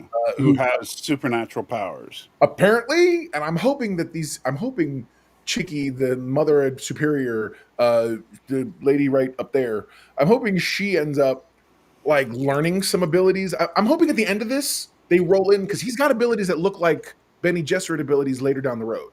Right. And so I'm very curious about what that means.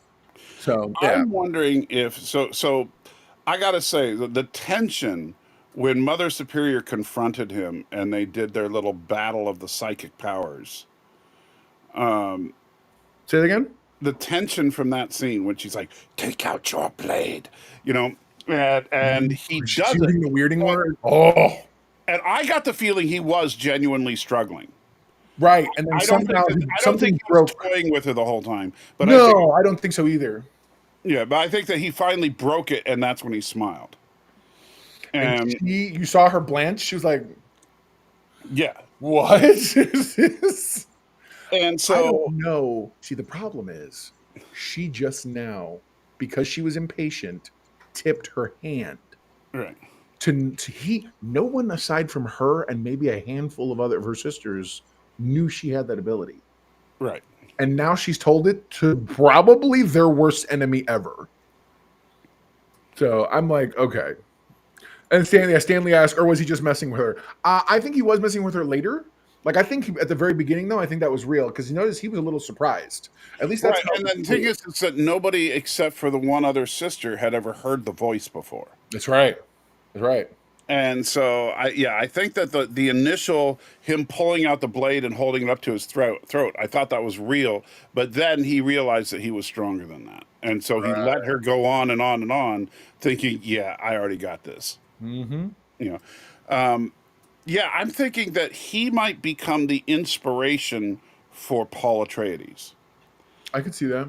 and that she sees that the Bene Gesserit way combined with what he can do would bring out the knick-knack paddywhack. Oh, no, remember, hold on. They're not the Bene Gesserit yet. Yeah, I know, but They will be. I feel like that's important though. I don't know. I feel like by the end of this, I feel like they will take that name, or they will I don't know if eventually. they'll do it by the end of season 1, but No. By the end of whatever the run is for this show, I think that's going to be the build-up. Is Right. building up to. We're watching the origin of this sisterhood. How Well, many I think since it's called Dune Prophecy, I think we're going to see the origin of the Paul Atreides prophecy. Absolutely. Oh, absolutely, we are. I'm with you 100%. I And think so remember, that's why I think this guy has something to do with it, because I think they're going to realize that a woman can't do certain things.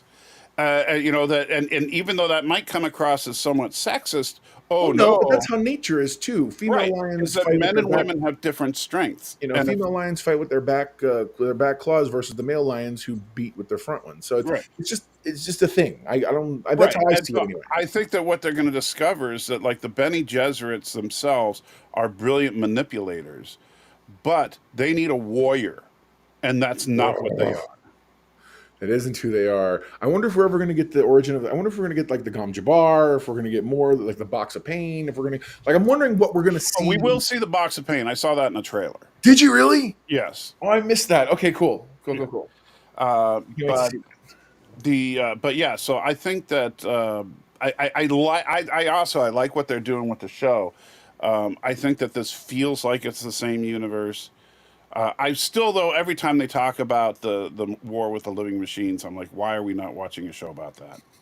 What about the Fremen girl who they give the blue, they give the one drop of the poison, the worm, the great worm poison to Oh, to make her like communicate with her past. ancestors. Yeah. First off, wasn't that the creepy? Like, if that's how I see my ancestors, oh my god, I don't want to see them ever.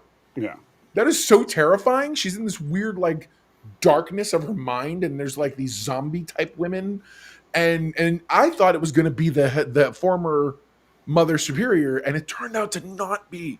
It turned out to be Homegirl, who's friggin' Well, mom was what murdered. that probably means is that she is related to Mother Superior. Was she? Because remember, they did say she's the granddaughter of the Mother Superior, right? The girl they Yeah. gave the stuff to. So, That's but she what I didn't told know. But she didn't know her mother. But her mother was the other lady that she killed with the weirding word in the first episode? Was that I'm thinking that was her mom. was the daughter of the Mother Superior? It's possible. I hate you. I thought you knew for sure. Never mind. Okay. Yeah, No, I don't know for sure because this is not, as far as I know, this is not stuff from the books. So No. All of it. Well, okay, that's not true. So this is. I think there are elements they're taking from the book. Right. This is so that they've done is they've gone through all the books, both Frank and later on his sons' books, and they've basically taken every reference to the origin of the Bene Gesserit, put it together, kind of like how some people try to piece scenes together from trailers and stuff. Right. They've put it all together and they've said, okay, these are the holes, and this is the story we're going to tell, connecting these dots. So they're trying to base this on things people have said, but Right. now it becomes, well, how much of that is 10,000 years of propaganda? And how much of it is real? And what we're getting is some form of a distilled version of that type of information. Right. And so yeah, Stanley points out that Mother Superior was with her daughter, but then asked for the other girl. Good. Thank you, Stan. Okay, I thought that might have been the case. I couldn't remember exactly. That's why I didn't say that. Okay, right on. Thank you. And remember, they also said when they took the poison that it's racial memory that she's accessing. Right. It has to do with her Which means DNA. that they have to be related to her by blood. Right. And not only that, they have to be direct descendants. Because like you wouldn't get a racial memory from your cousin, No, you but it you would from your mother and your father and then their bloodline. mothers. Yeah. Right. Right on. So even though racial memory is, by the way, not a real thing for those of you that think it is, but it's an interesting idea. I'm sorry, I think you're on the wrong channel for that. If you want to expose that information, go to youtube.com/exposed. That was not. That's not the kind. No, the Exposed channel is not freaking. It's not Exposed? The X Files and stuff. Yeah. It's not. No, I'm kidding. I don't know. Today we're going to talk about Bigfoot. Is he real? Are you sure? I thought the blue poison was the poison from the great worm. I ultimately thought that's how they discovered that they could is that they They used. didn't say in that episode. So we don't know if that is and I'm kind of with Ben on this. I don't think that it's the same Okay, poison. I'll have to rewatch that part because I thought But for some reason you're I talking thought about I thought it was, the living water is what they drink from on yeah, the right. rest. Water of life, Stanley Or points yeah, out. the water of life. Living water is a Christian thing. But yeah, the water of life. But the water of life is specific to that one group of Fremen. Right. And now I don't know if that's consistent with the books, but at least from the movies that we saw, there's just a group of Fremen that have access to it, which means that how do the rest of the unless then that could be another thing that becomes a part of this series is them discovering the water of life, Sure. and that unlocks their full potential. Well, so it's funny. I stop and I sit here and I probably needed to find somebody who's more of a Dune head, like I was really into Dune hardcore, to ask the question. I wonder if the using of the baby worms and they discovered this poison does that imply that the worms have a some sort of a genetic memory themselves? Could be.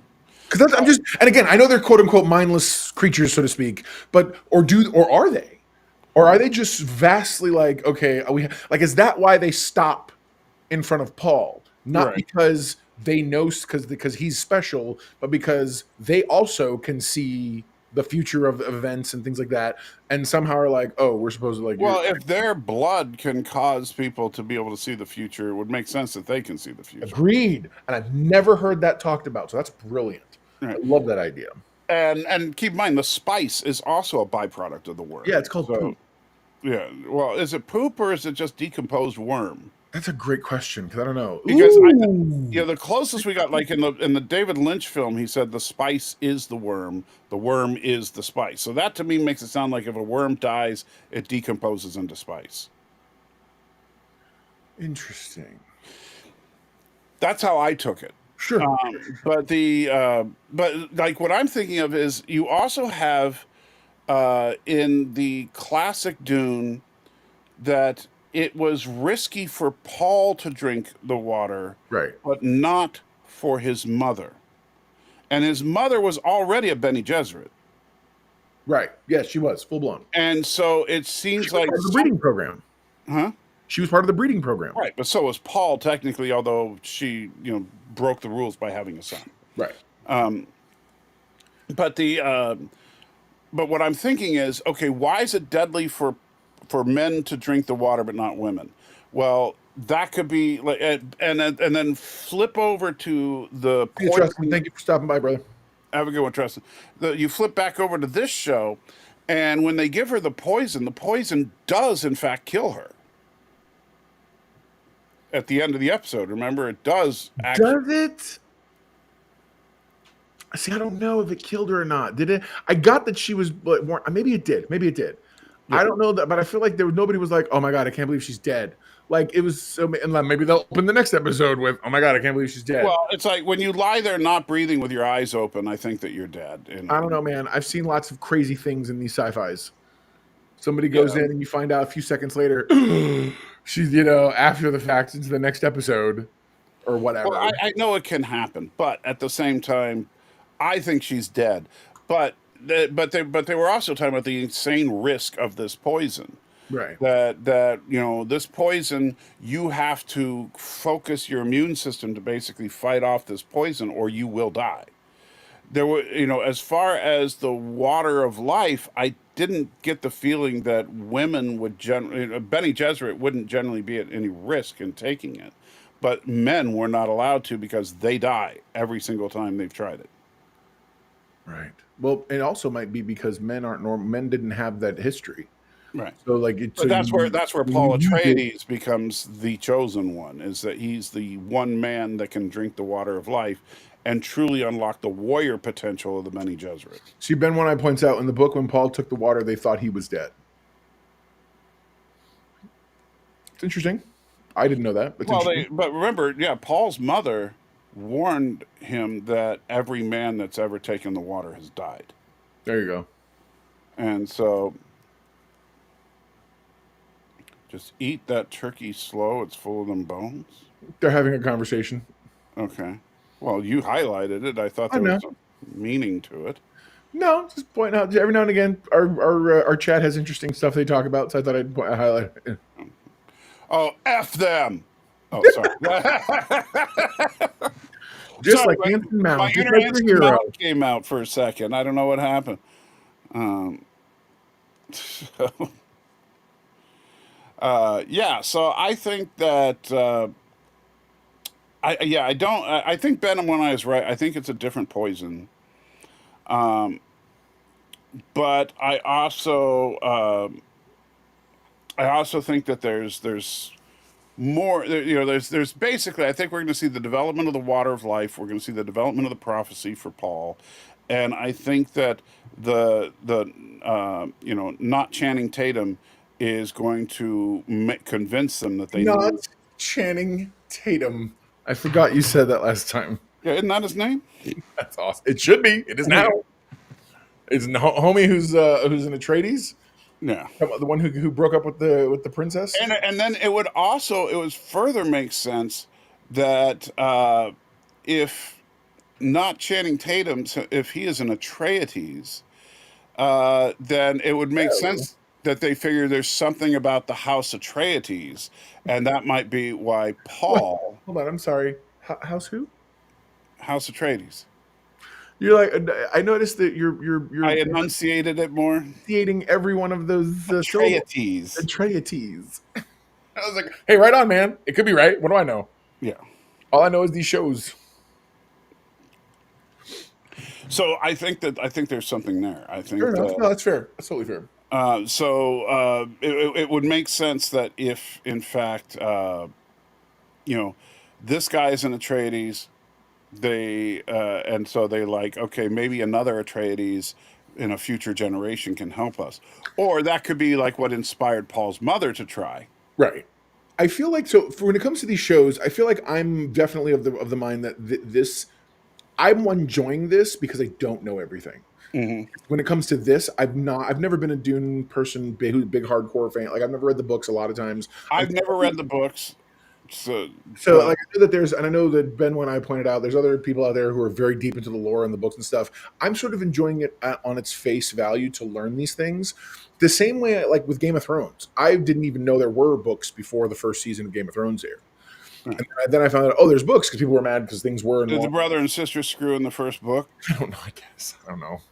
But all I know is that the point is that people I learned, there's books about this. Same thing with I knew about Dune books, but I never really read them. So the shows are really giving me much more backstory. And people are like, "What? You don't know anything if you don't know the books." Whatever, man. They're good. Okay.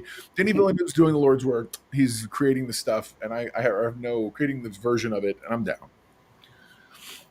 Like I couldn't tell you. Normally, I'd be like, "So where do you think it's going to go from here?" I've got no clue, and I'm okay with that. Yeah. I'm ready to just watch and see what. Because unlike the Acolyte, it's actually got you. Right? Mother Superior. The thing is that, God, you're so right. Unlike the Acolyte, I want to know what's next. Right. I'm like, this looks amazing. Whereas the Acolyte felt like a labor of love. I was like, well, I'm here. I'm committed. The fans have asked, I'm doing Star Wars. I guess we'll just do it. Whatever. Yeah. Now, I assume we're going to have a couple of minutes of open time, but give me just a second because T'Pring needs to get down for a second. I'll be right. Yeah, no problem. You're good. Yeah. So then, of course, there was Ben points out. Don't forget also that the Mother Superior is a Harkonnen. I know. I was blown away by that fact in the very beginning when they introduce her, and then later on when they bring it back up, and even when they mentioned the Atreides person, and you notice the Mother Superior was like, "What was this?" So yeah, it was. I thought it was an interesting thing. I'm really digging the fact. I'm digging the machination. This really is Game of Thrones in space, and I never got that vibe from regular Dune. Regular Dune, though it does have a lot of that going on, it never felt as machination and backroom dealings and interwoven plans upon plans upon plans like this does. So this is definitely giving me much more of an arc when it comes to a lot of the stuff. Ben One Eye points out, to be fair, for us Dune heads, it's the same. We don't know where it's going to go either. That's awesome. I love that, Ben. Thank you.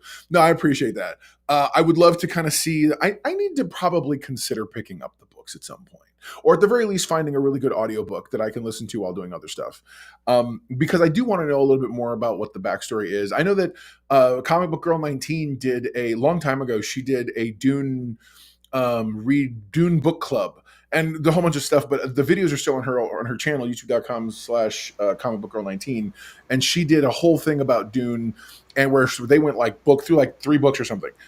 And so she really went deep dive, and I got a lot of my early quote unquote education on the background stuff from them. She's got some really interesting insights, so you might want to always check her out as well if you want to see what they go over. But yeah, I think it's good. I think it's good stuff. Everything okay? Pring make it out okay? Yeah, she's fine. Right. Although I gotta say, because I heard you saying this when I was, it's Harkonnen, dang it! Harkonnen, right on, man. I'm like Harkonnen. I hate that. Remember back in the 80s, they didn't know how to pronounce it either. Yeah, you're right. I do believe it's Harkonnen. Well, then Harkonnen is how they said it in the David Lynch film. Okay. And Harkonnen is how they say it in everything else. I think that's how Josh Brolin said it. He's all like, yeah, Harkonnen, and you're blah blah blah, and you're like, okay, thank you, Thanos. Yeah, I liked it, but yeah, I love that. Did you hear what I said? What Ben when I said? He goes, yeah, we're us Dune heads. We're also trying to figure this thing out too. Yeah, great. I'm very much looking forward to seeing how all this unfolds. The nice thing is, there's a million different things they could do. And the question is, which one will they do? And you don't know. Like I think a problem that we have with so many of these shows is, exactly where it's look. I know I'm one of the very few people that actually enjoyed the Obi-Wan series, but you knew from the first moment that the series started that it was going to end with Vader and Obi-Wan fighting. Absolutely, and because I told everybody, I said I believe that show hinges on the line that Vader says. Right. Okay. It hinges on when the last time we met, I would learn. Now you are the master. Blah blah blah. It hinged on that whole thing, and you're like, oh, so there was a last time they met. It's not just the big fight we thought it was in Sith. Right. And I like the fact that when I think it adds to the lore. It doesn't destroy the lore. Yeah, the Leia thing was whatever, but.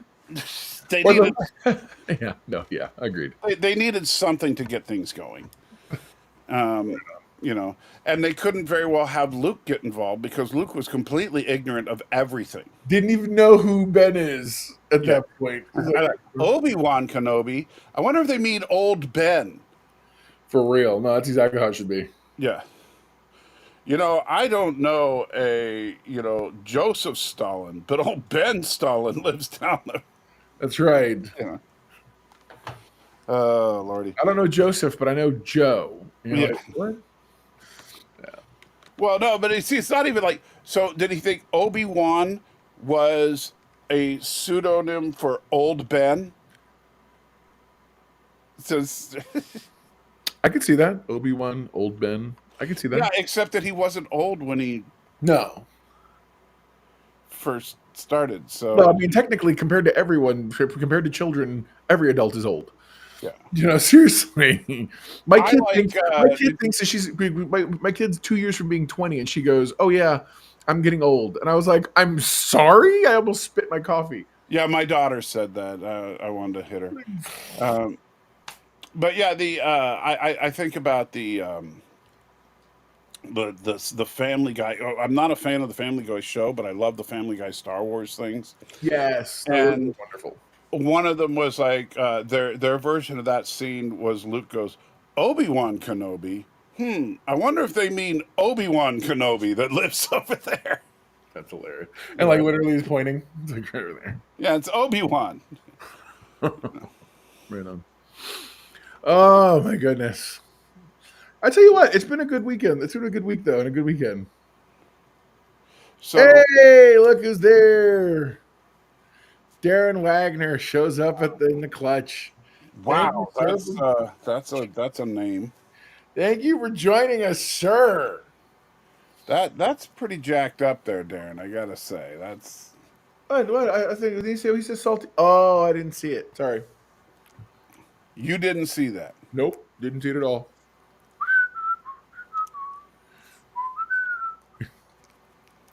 That's me being subtle. I'm kidding. Yeah. No, I don't. It's funny. I don't do nearly the stuff he wants me to do, but every now and again, I'm like, I'll let that one slide. Yeah. Because again, he's feeding me stuff constantly. I have video now. I got the. I have the salt deep monster video. Oh, there's a video of it. Oh my god! I'll send it to you. It's great. Creep It's not goes. a How video, do you but- know Decker's salty? Rock salt, coarse grade. Wow, you even okay? Well, you know, Darren, while you're down there gobbling the old knob there, I hope I don't know why that's me. That tickled me so much. it's the beard. that's what tickled you. That's right. He's like, well, since you're down there, Yeah. So that's awesome. yeah. So yeah, rock salt. That's right, baby. So if we want to, are you good with Dune? You want to talk more about it, or No, I think. I want to shift slightly over to some other stuff about. Okay, sure. What's that? No, just we talked a little bit about. So they put out more BTS stuff from this Otoy thing. BTS. And I guess they had behind the scenes. Oh. And there was one thing that they had shown like investors, and it was green screen footage, and then of how the process works. And they also showed getting in the makeup chair because obviously Sam Witwer doesn't have hair like Shatner's hair back in the day, and the makeup artist had like reference photos and the whole bit, and was really doing their best to make a very solid looking Shatner hair wig. Which I'm like, couldn't you just call Shatner and say, "Can we borrow one of your old hair wigs?" Right. Because the guy wore a piece anyway. But yeah, it's Creep says give thanks while you're gobbling knobs. And I feel like I liked seeing that behind the scenes stuff, and also like what all that means for the future of Star Trek potentially. As far as using that technology, I don't know, because I know that there are some people that are like, oh, we need to have nothing but we need full shows with digitized Shatner and stuff, and No, and I don't know that we need that, but I feel like being able to use the characters again.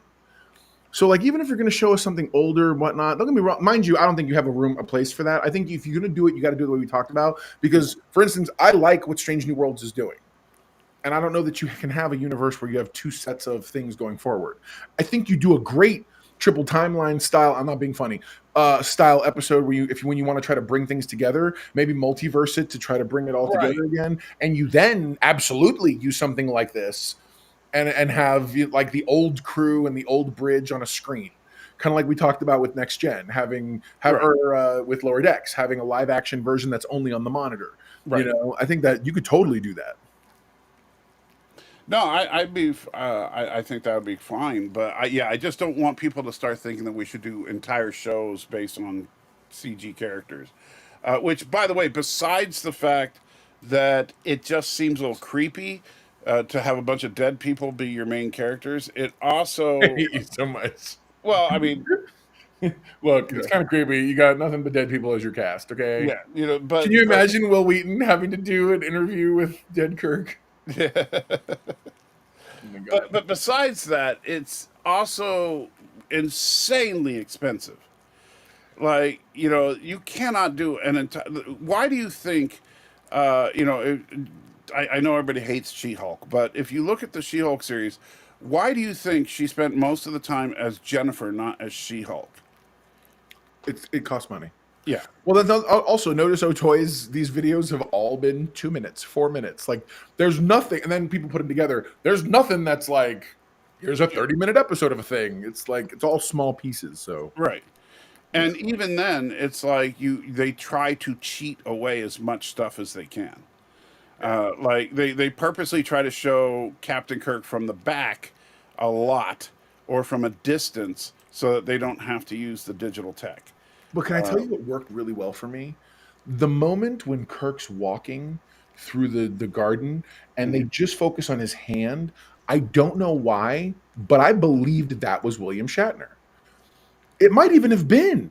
Yeah, the hand, maybe it was. Like that would be cool to think that they at least had that kind of moment. Yeah. Like maybe it was, but I thought to myself, this look like I believe it. Right. Where sometimes they show stuff and you're like, I don't know, that's whatever. I was like, that's William Shatner's hand. That's Yeah, I absolutely didn't buy it when you saw him from like because there's a couple of shots in there where you can tell that it's the prosthesis and not the digital. Like particularly when they show him from a little bit of a distance, sure, and his silhouette looks a little more like Sam than like William Shatner. sure. Or when he's when they use the digital on him as young Kirk and he does the head turn. If you look closely, right about the point where his front of his face is not visible enough, the edge of his face is not the same as the face we just saw. Right. Which I thought, I was like, okay, I get it. I see. Yeah. So it's I not. see the edges. But they had to cut corners where they could. Tell you what, though, they did an amazing. I was so blown away by the end result. I feel like that tells me, like, guys, put effort into this.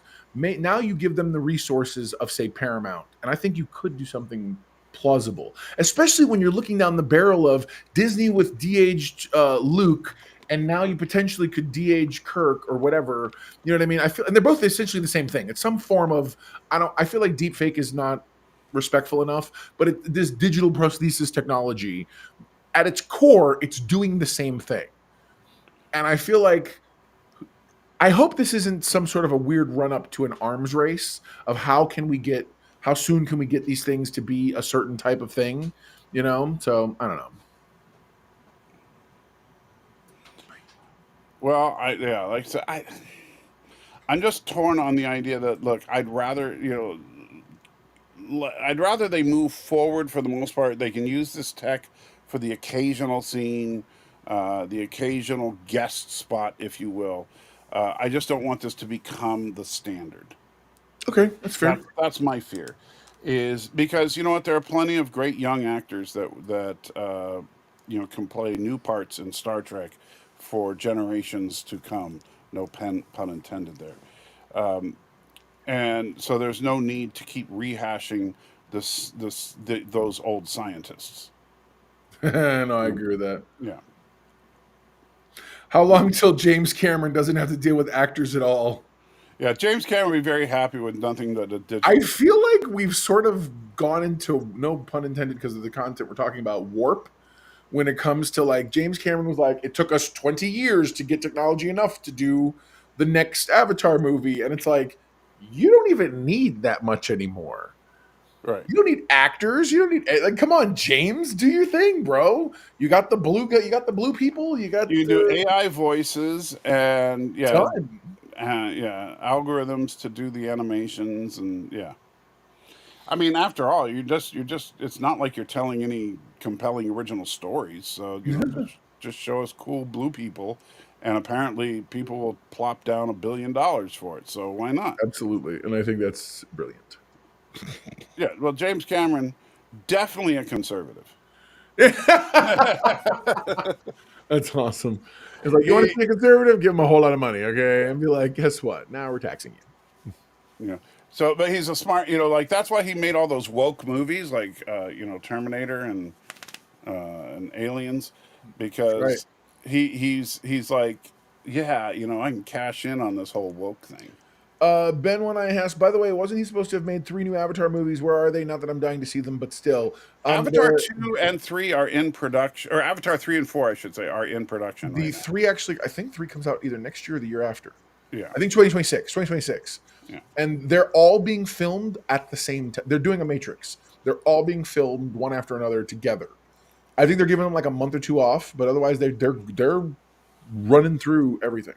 Yeah. Not that honestly, when I finally watched The Way of Water on Disney Plus, and I gotta say, because here's the thing, I know that he developed, better and better visuals for the show. I get that, and I certainly applaud James Cameron, just like George Lucas, for being a pioneer in visual effects.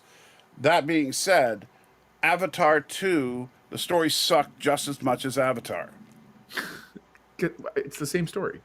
It's the same Like, story. literally, they spent the first 15 minutes rolling back the first movie, resetting everything, and Right. basically being like, we thought we pushed them off, but we really didn't. Now they're all coming, now they're here again, and we have to run and hide with a new tribe and try to fight the crazy white colonizers from space. And look, Sigourney Weaver had a kid while she was dead. Yes. And it happens to sound like Sigourney Weaver because it's voiced by Sigourney Weaver. You see Stan going deep cuts. He goes, figure they have enough kinesiology information to animate everything. He's talking about, he's going back to a comment he made about the emotions, Yeah. which I didn't put because at the time I didn't find it relevant, but it's right here. Right. Do they even need actors for the emotion capture? Right? That's a great question, brother. I think they still do. Like I've used a couple of those voice AI programs, and they have a difficult time with anything other than flat speech. Yeah, that's one of the reasons why like the voice synthesis thing is picking up right now, which is performances with you still need a voice actor or someone who knows how to emote and someone who can actually act a line out, and then you can overlay on top of it. Same exact thing with this. I feel like you still gonna have to have somebody who can give you that face. For now. That's why the little camera pointing at your face with all the dots is still important and relevant. For now. For now. Yeah. Well, and the thing is, even improving that technology is only going to open the door for better versions of things that don't need that technology. Does that make sense? Yeah, but the problem that I have is that I don't want, I think AI is an effective tool for some scenarios, but I don't want the entire entertainment industry to be taken over by AI. As much as I find Hollywood elitists to be absolutely horrible people, I don't necessarily want them replaced with AI. Because I mean, who I you have going a couple I wouldn't mind to see replaced with AI. Yeah. How can I say F you Ryan Johnson if Ryan Johnson is just a computer program? Because then you're talking to the animators, and then you're talking to the movie No, film. but the animators are computer programs. Then you're talking to the programmers. But the program was made by other You intuitive still no. AI I don't think we've reached that place because the thing is, you're talking about genuine autonomous creativity. Autonomous creativity we don't have yet. Right. Because the AI can because understand everything's built on large language models. Why? Because all we have I know, but all we have is the content we've created over years in order to tell something mimic this. They don't the program we're telling to mimic this still doesn't understand the why it's mimicking this. What this does, they don't understand. All it understands is in the microcosm of the spider web of stuff. This connects to this. If you watched Westworld at all, it's when they showed Tandy Newton. She opened up the computer thing for the mechanic, and they showed the line of thought, and it was all these trees and branching thoughts and ideas, and you could see like an episode back worth of stuff. And it's like you could have gone this way and on this way, but if this happens, do this, and it's this giant self-propelling series of events, which I thought was actually kind of brilliant. so There you go. You can still Ben One Eye points out you can still say "f you," but you have to convert it to zeros and ones. yeah. So here's a story. In a lush hidden forest far from the eyes of humankind lived a tribe of 10-foot-tall blue-skinned people called the Thalarians.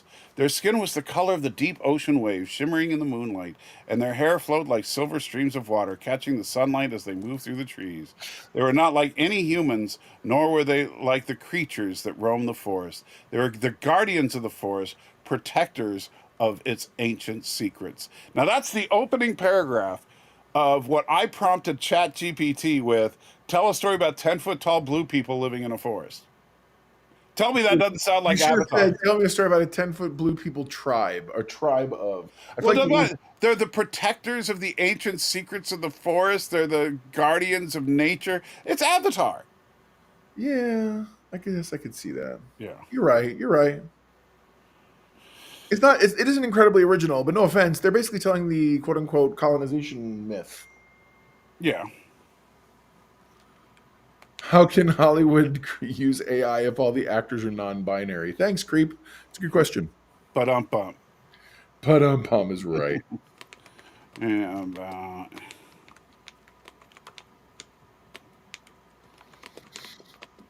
All right, we both can't go do other things if you're not going to tell me that you're doing other things. oh, sorry.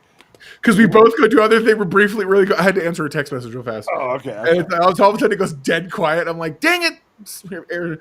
Anyways, we're getting close to the end of this thing. But what are your, so give me your final thoughts on whether on this whole Avatar CGI mess, whether it comes to either Star Trek or like, what is the can of worms? How big is the can of worms Otoy has opened?